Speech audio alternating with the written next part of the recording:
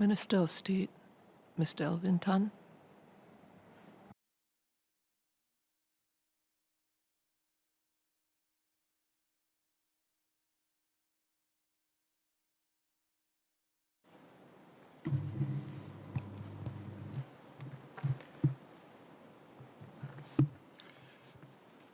Madam Deputy Speaker, I thank members of the House who have shared their views on the bill and for their support of its introduction. Members' comments and queries can be categorized into a few themes, and I will address them in turn. First, on COSMIC's scope. Mr. Derek Goh asked how COSMIC will be used to address scams. The scam threat is complex and ever-evolving. This is why the Singapore government has partnered industry and is taking a multi-pronged approach to combat the threat of scams. The Singapore Police Force's Anti-Scam Command collaborates with a network of more than 80 stakeholders comprising financial institutions, fintechs, telcos, and online marketplaces to swiftly freeze bank accounts suspected of scams, recover funds, and mitigate losses suffered by victims. COSMIC is not intended to duplicate or replicate the good work done by the Anti-Scam Command. That said, one of the key financial crime risks that COSMIC will initially focus on is the misuse of legal persons, such as shell companies, which I mentioned in my speech. Scam syndicates may use shell companies to receive victims' money directly or as a conduit to layer and launder their criminal proceeds. For example, late last year, a Singaporean man was sentenced to 6 weeks imprisonment and disqualified for being a director for 5 years for assisting to set up 4 companies that were used to receive scam proceeds from multiple local and overseas victims.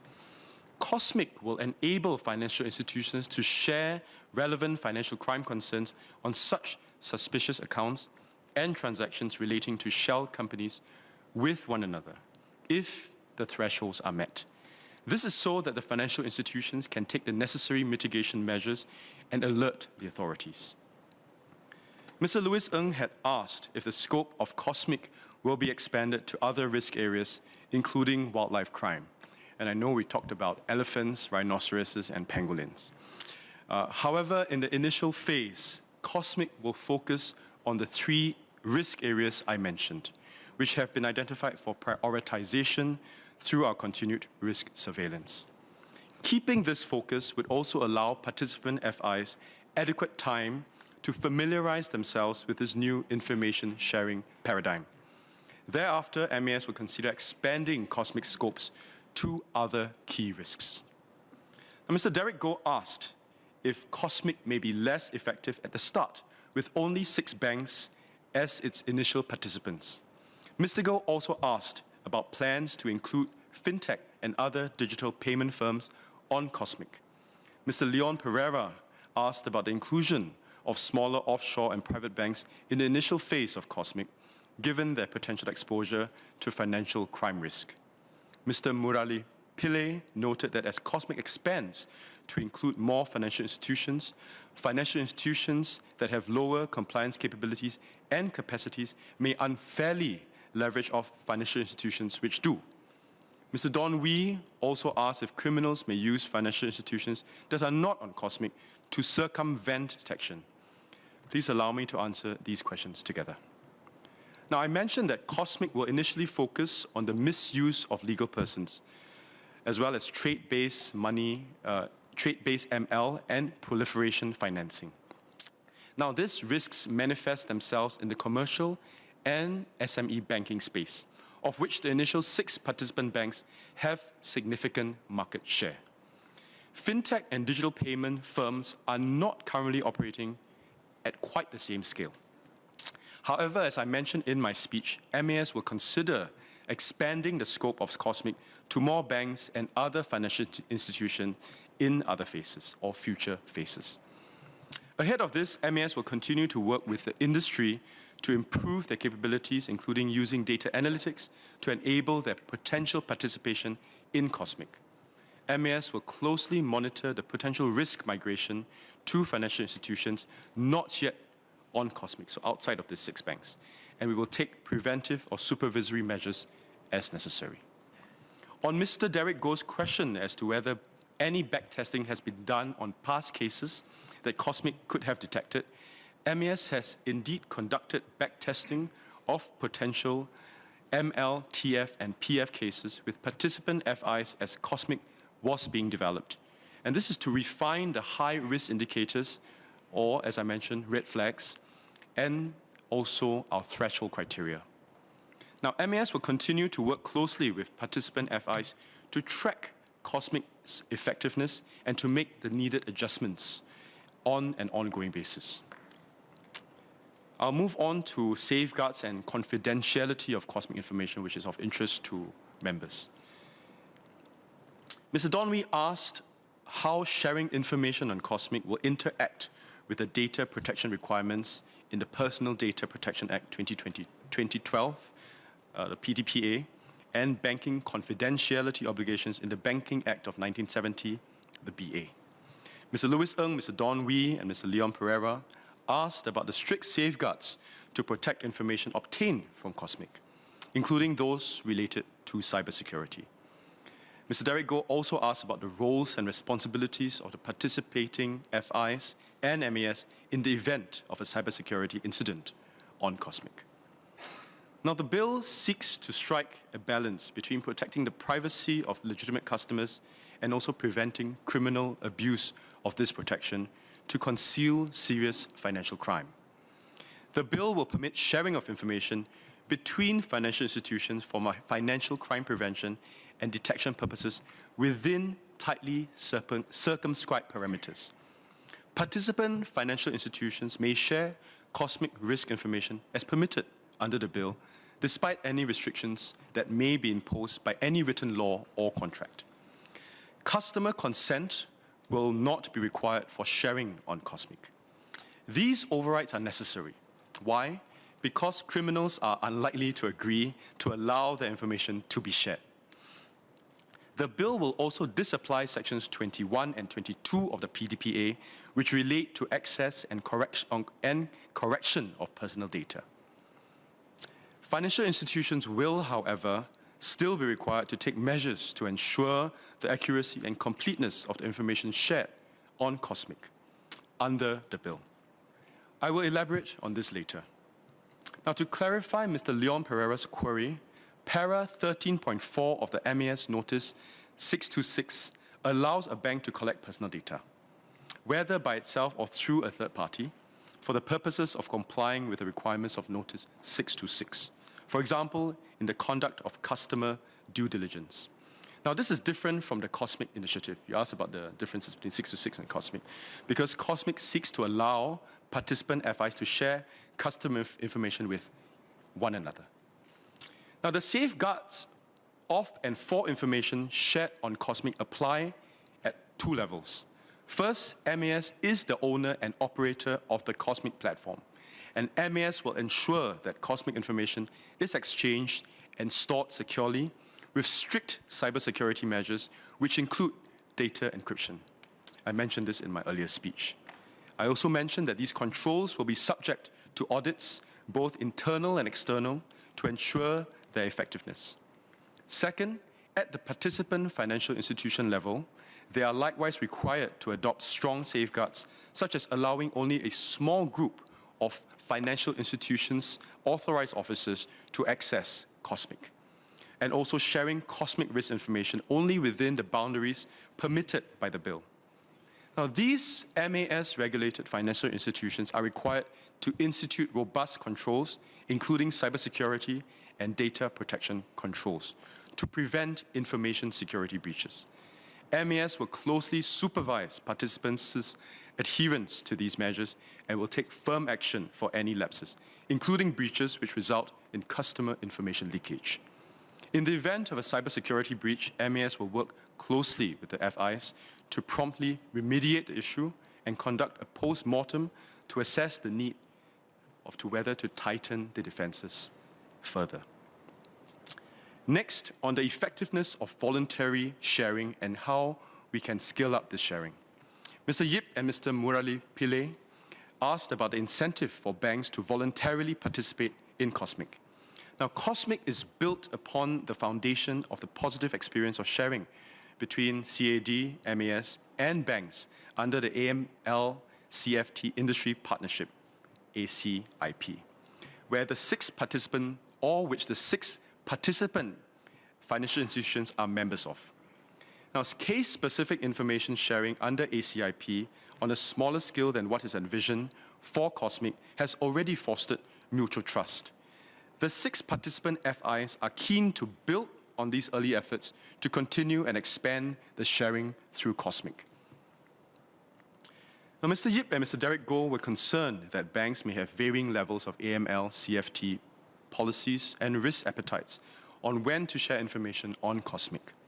Mr. Yip also noted that there must also be safeguards in place to ensure information is not too readily shared on Cosmic.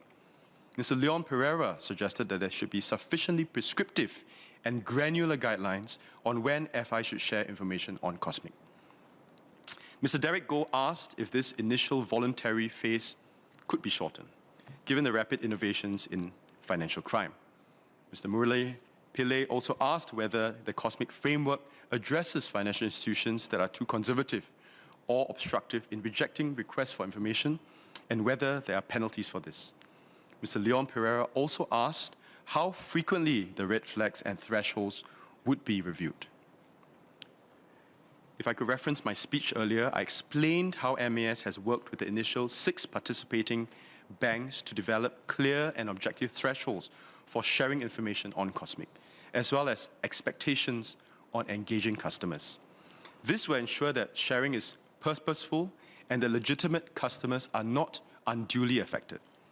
Now, this initial 2-year period of voluntary sharing is to allow participant FIs adequate time to familiarize themselves with the new information sharing paradigm, and also for the Cosmic platform, which will be integrated with the financial institutions' systems, so as to achieve operational stability. MAS will continue to work closely with the participating FIs to ensure the red flags and threshold criteria remain effective in targeting financial crime behavior, and also to review them if necessary. MAS will monitor financial institutions' usage of Cosmic to ensure that they are consistent in their assessment of when information should be shared on Cosmic. Eventually, we intend to make such sharing mandatory on Cosmic. Mr. Murali Pillay asked about the timelines for FIs to respond to or to provide information on Cosmic. Now, MAS has established with the participant FIs a set of agreed-upon service timelines. These timelines are designed to enable financial institutions to share risk information on a timelier basis so that they can take earlier mitigation measures. Now, the design of this timeline must also be balanced against the time needed for the financial institutions themselves to engage customers to clarify the red flags and concerns so that the legitimate customers will not have their information unnecessarily shared on Cosmic. So you need that time to allow for us to make sure that that is so. Now I'll move on to the STR filing and the accuracy of Cosmic information.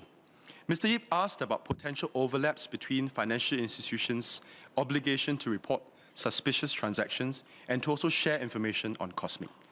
Mr. Don Wee asked if Cosmic can be built upon existing systems, such as STRO's platform.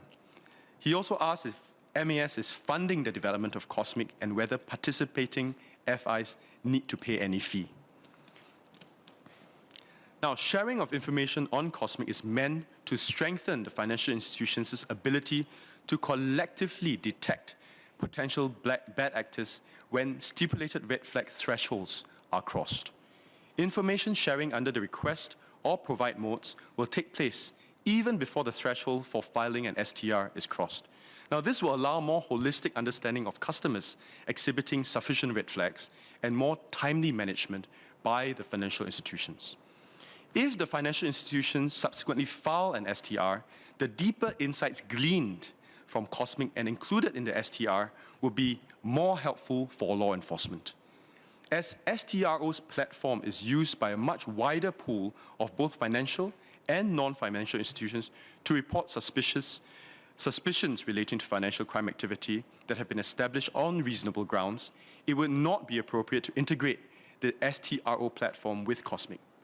However, and nonetheless, MAS is exploring if the STR and COSMIC processes could be streamlined to reduce administrative burden on participant FI. So thank you for that feedback. MAS is the owner of the COSMIC platform and will bear the costs of developing the infrastructure, which we view as serving a public good. Participating banks would not have to pay a subscription fee. However, they are expected to ensure sufficient resourcing to support their effective participation on COSMIC. This includes maintaining and effecting any necessary upgrade of data analytical tools, such as COSMIC's information sharing is integrated into their internal platforms. I'll move on to the accuracy of COSMIC information. Mr. Yip Hon Wing asked about financial institutions relying on the information from COSMIC and how to ensure the accuracy as well as the reliability of risk concerns that are shared by other financial institutions. He also asked about financial institutions' liability from sharing or using information on COSMIC should it turn out to be inaccurate. Mr. Murali Pillay also asked why it has not been proposed for FIs which are negligent in making false or misleading disclosures to be guilty of an offense. Mr. Derek Goh also asked how FIs would use information from COSMIC given their varying risk management standards. As I mentioned, participant FIs will be required to ensure accuracy and completeness of information shared on COSMIC and to correct any errors or omissions. For example, in instances where a customer has provided further clarifications. As Mr. Murali Pillay has pointed out, under the new Section 28J, a participant FI or an officer of the FI that knowingly or recklessly makes a false or misleading disclosure on COSMIC will be guilty of an offense. Now, this same standard is also found in various provisions of other statutes which MAS administers, such as the Banking Act, which relate to the provision of information that is false or misleading. Now, we adopted this standard of care given the need to balance between ensuring accuracy of information and also not inadvertently deterring participants from sharing information. So COSMIC is meant to provide an additional information source to supplement our financial institutions' existing sources and to also enhance their risk assessments of their own customers in line with the internal risk management standards. As such, MAS expects financial institutions to also carry out their own due diligence, including conducting further public source checks, as well as seeking clarifications with their customers in such risk assessments. As part of MAS's supervision, MAS will consider circumstances of relevant breaches arising from the use of COSMIC information in assessing if there are any appropriate action to be taken. Mr. Pillay also suggested that the proposed offences committed by FIs under COSMIC be considered for listing under the 6th Schedule of the Criminal Procedure Code, CPC, which sets out offences in respect of which deferred prosecution agreements may be entered into. We thank Mr. Pillay for his suggestion and will keep it in mind for when we roll out future phases of COSMIC. Finally, let me address the questions on the sharing and use of COSMIC information. Mr. Yip Hon Wing asked if participant financial institutions are required to analyze information they receive from COSMIC and take risk mitigation actions if needed. Mr. Louis Ng asked if there are plans to share COSMIC information with other government agencies besides STRO, and if so, which safeguards would be in place. NMP Janet Ang had also noted the usefulness of COSMIC information in her speech yesterday on the Corruption, Drug Trafficking and Other Serious Crimes Bill and the Computer Misuse Amendment Bill. And you had asked how COSMIC information might be helpful in the enforcement of both these bills. Now, given the potential sensitivity of COSMIC information, STRO is the only agency apart from MAS that will have direct access to COSMIC information to help fulfill its role as Singapore's financial intelligence unit. MAS will include information from COSMIC, including material networks of suspicious actors detected by the COSMIC platform in our risk analysis and surveillance to target higher risk activities in the financial system for supervisory intervention. Currently, MAS is able to share information in its possession with domestic authorities, including the CAD, to facilitate their investigation or enforcement or supervisory action. This may include information obtained through COSMIC where there is a financial crime concern. Such sharing will be subject to conditions, including confidentiality safeguards. Mr. Ip had also asked about sharing of COSMIC information with overseas branches, given that ML, TF, PF activities are often cross-border in nature. At present, financial institutions in Singapore can already disclose customer information for risk management purposes within the financial group, including with its overseas branches or subsidiaries. Now, this strengthens group-wide ML, TF, and PF risk mitigation, and it prevents bad actors from moving between financial institutions within the same group. And it is aligned with international standards set by the Financial Action Task Force, FATF. In line with this principle, financial institutions participating on COSMIC will also be permitted to disclose the information they receive from COSMIC within their financial group, only for group-wide ML, TF, PF risk management purposes on a need-to-know basis, provided additional safeguards are set out in the legislation are in place. This is to mitigate the risks of leakage and unauthorized disclosures and unintended legal risks to financial institutions that had shared the information. Now with this, Madam, I beg to move.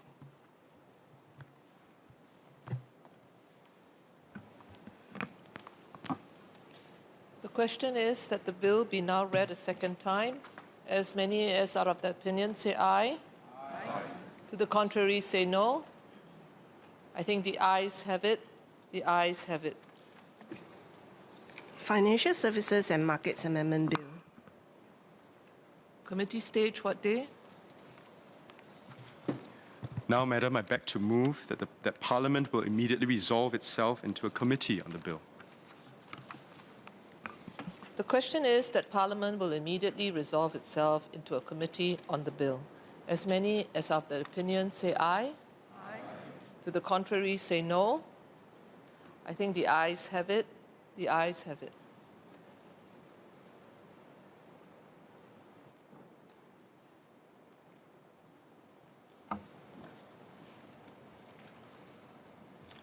The question is that clauses 1 to 7 stand part of the bill. As many as of that opinion say aye. Aye. To the contrary say no. I think the ayes have it. The ayes have it. Bill to be reported.